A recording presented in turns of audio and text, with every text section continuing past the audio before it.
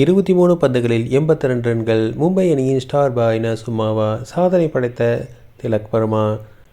குஜராத் அணிக்கு எதிரான போட்டியில் மும்பை அணியின் நட்சத்திர இளம் வீரர் திலக் வர்மா 33 பந்துகளில் அரை சதம் விளாசி அசத்தியிருந்தார்.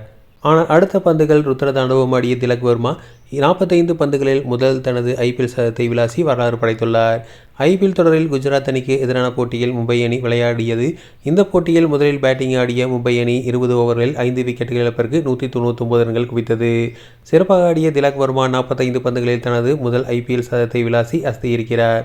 இதனால் திலக் வர்மாவை ரசிகர்கள் மீண்டும் ஸ்டார் பாய் ஃபார்முக்கு வந்து விட்டதாக கொண்டாடி வருகின்றனர். இந்த போட்டியில் 45 ரன்களுக்கு மும்பை அணி 3 விக்கெட்டுகளை இழந்து தடுமாறியது. அப்போது களம் புகழ்ந்த திலக் வர்மா நிதானமான ரன்களை சேர்த்தார். ஒவ்வொரு பந்திலும் விக்கெட்டுகளை கொடுக்கக்கூடாது என்ற முன்னெச்சரிக்கையுடன் ஆடினார். இதனால் திலக் வர்மா 22 பந்துகளில் 19 ரன்களை மட்டுமே எடுத்திருந்தார். ஆனால் அதன் பின்னர் திலக் வர்மா ஆட்டம் வேறு மாதிரி இருந்தது. பவுண்டரிகளை விளாச தொடங்கிய திலக் வர்மா 15 ஓவர்களுக்கு பின் ருத்ரதாண்டவம் ஆடினார்.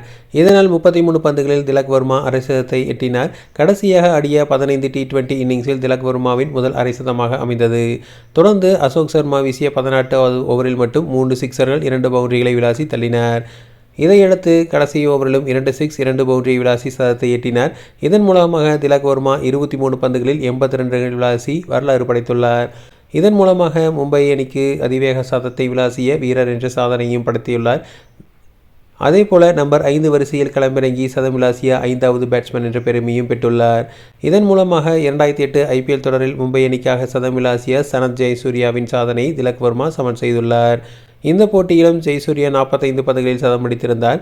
ஐபிஎல் தொடரில் சச்சினுடன் இணைந்து ஜெயசூர்யா ஆடிய முதலாட்டம் அதுவாகும். இந்த போட்டியில் மும்பை அணி 99 ரன்கள் வித்தியாசத்தில் வெற்றி பெற்றது. இரண்டாவதாக பேட் செய்த குஜராத் அணி 100 ரன்கள் மட்டுமே எடுத்தது.